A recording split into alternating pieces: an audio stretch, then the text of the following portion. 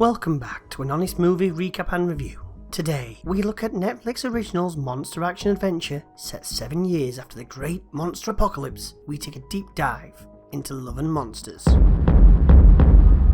The movie starts with our protagonist Joel, played by Dylan O'Brien, as he's narrating how the world as we know it came to an end 7 years ago, when the planet destroyed an asteroid heading towards Earth, but the nuclear fallout caused countless creatures to mutate, causing mankind to nearly become extinct, with 95% of the world population disappearing in less than a year. We join Joel in a bunker, which he shares with a dozen other survivors. Unfortunately for Joel, everyone else has found love apart from himself and a cow called Gertie. The bunker shortly comes under attack. It's here, as the inhabitants are picked off one at a time, we find out that Joel, however much he wants to help, becomes immobilized with fear when under pressure. He survives a close encounter when another survivor takes out the creature just before Joel is eaten. Deciding that he doesn't want to die alone, he decides to leave the relative safety of the bunker and head above ground to travel the 7 days it will take to reach the location in which his ex-girlfriend Aimee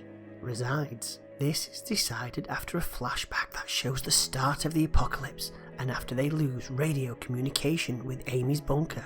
As Joel leaves, it shows just how much he is loved by the others in his colony, but nonetheless, Joel decides he has no other choice and heads above ground to start on his journey. As his adventure begins, Joel gets lost immediately. We see signs of a destroyed world overrun by monsters.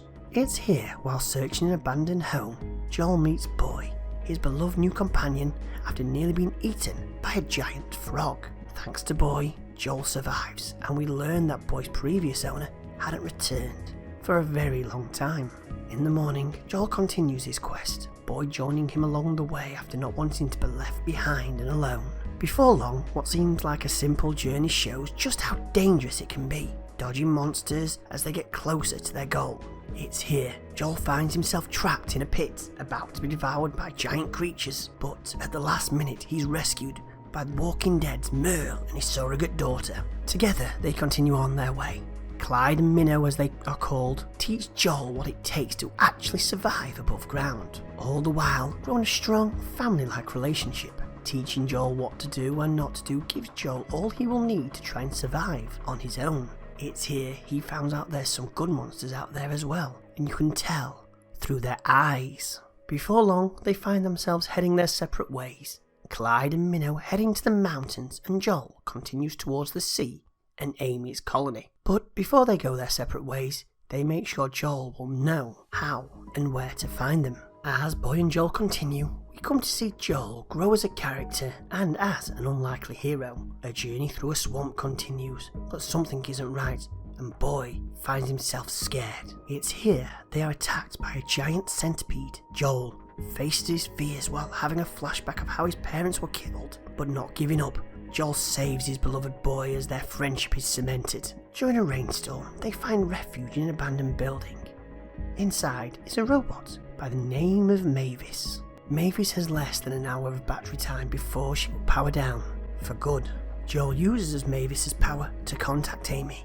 It's here she tells him that a party from another colony has arrived and they are about to be rescued. After some heartfelt moments, Joel takes Mavis outside to see the world one last time. It's here, surrounded by beautiful and harmless sky jellies, Mavis powers down one last time as Joel looks on, heartbroken. As dawn breaks, they bury Mavis as they continue on the last 9 miles.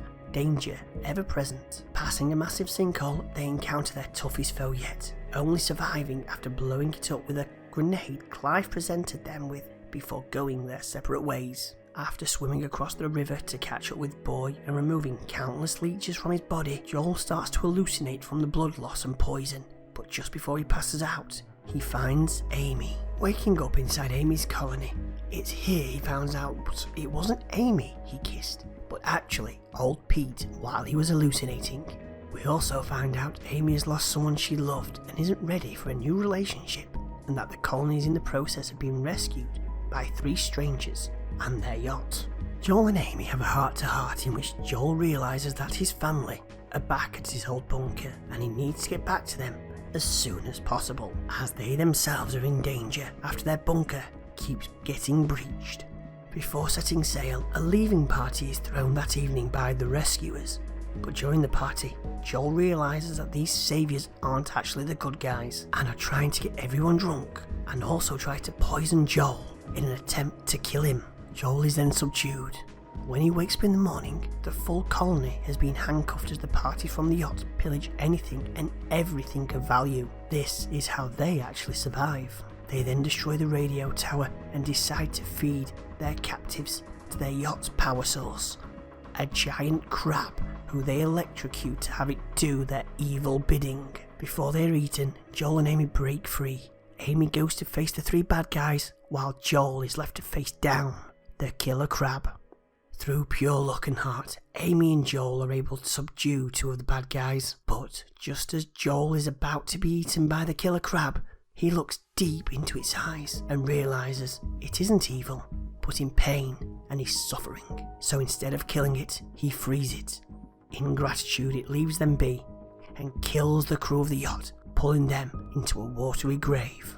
It's here Joel and Aimee have a moment as Joel decides to leave and head back to his colony, vowing to come back and make it work. Joel swiftly makes it back home to his family, and they decide that it's time to start living again, above ground. Joel sends out a message to all the colonies of how to survive. They all head above ground and head to the mountains to join Clyde and Minnow. A happy ending and leaving off in a great position for a sequel, though it's already pretty great as a standalone movie. Love monsters, it's fun, sweet, action-packed, and it will keep you entertained from the start till the credits roll. The acting is on point, the story is top-notch, and we have a winning movie that most of the family will enjoy. So if you enjoyed our recap, don't forget to hit that like button, it really helps us grow. And until next time, stay safe, take care, don't let those monsters eat you, and I'll see you all in the next one.